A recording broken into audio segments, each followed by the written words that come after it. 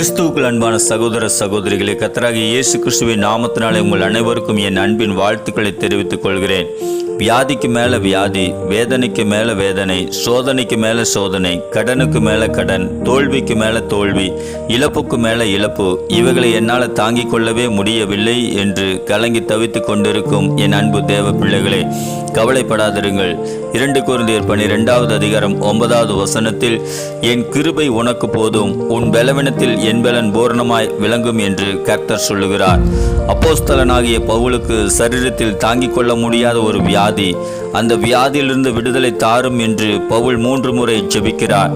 கர்த்தர் என் கிருபை உனக்கு போதும், உன் பலவீனத்தில் என் பலன் பூரணமாய் விளங்கும் என்று பதில் தருகிறார்.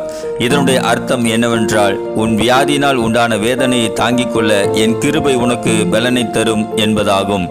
இதேபோல உங்கள் வாழ்க்கையிலும் ஏற்பட்ட வியாதி, வறுமை, வேதனை, கடன், நஷ்டம், இழப்பு போன்ற பிரச்சனைகளை தாங்கிக் கொள்ள கர்த்தர் உங்களுக்கு பலனை தரப்போகிறார். நாம் நிற்பதும் நிர்மூலமாகாதிருப்பதும் கர்த்தருடைய கிருபையே. அந்த கிருபையை கர்த்தரிடத்திலிருந்து பெற்றுக்கொள்ளும் பொழுதுதான் நம்முடைய வாழ்க்கையிலும் ஊழியத்திலும் காணப்படுகின்ற பிரச்சனைகளை தாங்கிக் கொள்ளவும் மேற்கொள்ளவும் முடியும். தேவதூதன் கன்னியாகிய மரியாளிடத்தில் வந்து, கிருபை பெற்றவளே வாழ்க என்று வாழ்த்தி, நீ கர்ப்பவதியாகி ஒரு குமாரனை பெறுவாய், அதற்கு இயேசு என்று பெயரிடுவாயாக என்றான். அதற்கு மரியாள், நான் புருஷனை அறியேனே, இது எப்படியாகும் என்றாள். அதற்கு அந்த தேவதூதன், தேவனாலே கூடாத காரியம் ஒன்றுமில்லை, நீ பரிசுத்த ஆவியினாலே பலனடைந்து கர்ப்பவதியாவாய் என்றான். ஒரு திருமணமாகாத கன்னிப்பெண் கர்ப்பவதியானால் இந்த உலகம் என்னவெல்லாம் வீண்பலி சுமத்தி இருக்கும். எத்தனை பேர் மரியாளை அவமானப்படுத்தி இருப்பார்கள், நிந்தித்திருப்பார்கள், கேவலப்படுத்தி இருப்பார்கள், தூஷித்திருப்பார்கள்.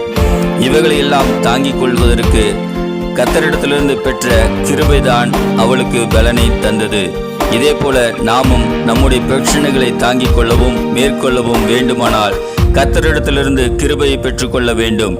நாம் எப்படி கர்த்தரிடத்திலிருந்து கிருபையை பெற்றுக்கொள்ள முடியும் என்பதை இந்த செய்தியின் மூலம் சுருக்கமாக தியானிப்போம். புலம்பல் 3வது அதிகாரம் 22, 23 வசனங்களில், நாம் நிர்மூலமாகாதிருப்பது கர்த்தருடைய கிருபையே, அவைகள் காலைதோறும் புதியவைகளாய் இருக்கும் என்று வேதம் சொல்லுகிறது. ஆகவே கர்த்தரிடத்திலிருந்து கிருபையை பெற்றுக்கொள்ள வேண்டுமானால் காலையில் எழுந்தவுடன் கர்த்தர் சமூகத்தில் அமர்ந்து நன்றாக பாடி துதி செய்ய வேண்டும். ஸ்தோத்திரங்களையும் ஜெபங்களையும் விண்ணப்பங்களையும் ஏறெடுக்க வேண்டும். வேதத்தை தியானிக்க வேண்டும். அப்பொழுது கர்த்தர் தமது கிருபைகளை தந்தருளி நம் பிரச்சனைகளை மேற்கொள்ள பலன் தருவார். 2வதாக 2 கொரிந்தியர் 4வது அதிகாரம் 15வது வசனத்தில், அனைவருடைய ஸ்தோத்திரங்களினாலே கிருபை பெருகும் என்று எழுதியிருக்கிற வேத வசனத்தின்படி அநேகர் நமக்காக ஸ்தோத்திரங்களை செலுத்தி ஜெபிக்க வேண்டும். அப்பொழுதுதான் கிருபை பெருகும். விசுவாச குடும்பத்தாருக்கும் பரிசுத்தவான்களுக்கும் தேவ ஊழியர்களுக்கும் நன்மைகள் செய்யும் பொழுது அவர்கள் உங்களுக்காக ஸ்தோத்திரங்களை செலுத்தி உங்களுக்காக ஜெபிப்பார்கள். அப்பொழுது கிருபை உங்கள் மேல் அளவில்லாமல் பெருகும் என்று வேதம் சொல்லுகிறது. ஆகவே ஏழை எளிய விசுவாசிகளுக்கும் பரிசுத்தவான்களுக்கும் தேவ ஊழியர்களுக்கும் கைமாறு கருதாமல் நன்மைகளையும் உதவிகளையும் செய்யுங்கள். அவர்கள் உங்களுக்காக ஸ்தோத்திரங்களை செய்து ஜெபிக்கும் பொழுது உங்களுக்கு கிருபை பெருகும். உங்கள் பிரச்சனைகளை மேற்கொள்ள அந்த கிருபை உங்களை பலப்படுத்தும். 3வதாக சங்கீதம் 32:10, கர்த்தரை நம்புகிறவனையோ கிருபை சூழ்ந்து கொள்ளும் என்று வேதம் சொல்லுகிறது. ஆகவே எந்த சூழ்நிலையிலும் கர்த்தரை நம்பியிருங்கள். உங்கள் படிப்பு, திறமை, ஆஸ்தி, அந்தஸ்து போன்றவற்றின் மீது நம்பிக்கை வைக்காமல் ஜோதிடம், நியூமராலஜி, நல்ல நாள் பார்த்தல் போன்ற மூட பழக்க வழக்கங்கள் மீது நம்பிக்கை வைக்காமலும் இருந்து 100க்கு 100 கர்த்தர் மேல் மாத்திரம் நம்பிக்கை வையுங்கள். கர்த்தர் உங்களுக்கு கிருபை அருளி செய்து ஆசீர்வதிப்பார். 4வதாக யாக்கோபு 4வது அதிகாரம் 6வது வசனத்தில், தாழ்மையுள்ளவர்களுக்கு கிருபை அளிக்கிறார் என்று எழுதியிருக்கிற வேத வசனத்தின்படி எல்லாவற்றிலும் தாழ்மையாக நடந்து கொள்ளுங்கள். உங்கள் உள்ளத்திலும் தாழ்மையாய் நடந்து கொள்ளுங்கள். அப்பொழுது கர்த்தர் உங்களுக்கு கிருபை அளித்து ஆசீர்வதிப்பார்.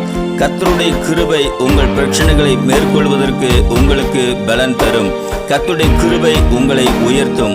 கர்த்தருடைய கிருபை உங்களை பாதுகாக்கும். கர்த்தருடைய கிருபை உங்களுக்கு நன்மைகளை கொண்டு வரும். கர்த்தருடைய கிருபை உங்களை ஆசீர்வதிக்கும். ஆகவே கேட்ட செய்தியின்படி அனுதினமும் காலையில் கர்த்தரை தேடுங்கள். ஏழை எளியவர்களுக்கும் பரிசுத்தவான்களுக்கும் நன்மை செய்யுங்கள். 100க்கு 100 கர்த்தரையே நம்புங்கள். தாழ்மையாய் நடந்து கொள்ளுங்கள். அப்பொழுது கர்த்தர் உங்களுக்கு கிருபைகளை அளித்து ஆசீர்வதிப்பார். நீங்களும் சுகமாய் இருப்பீர்கள். ஆமேன்.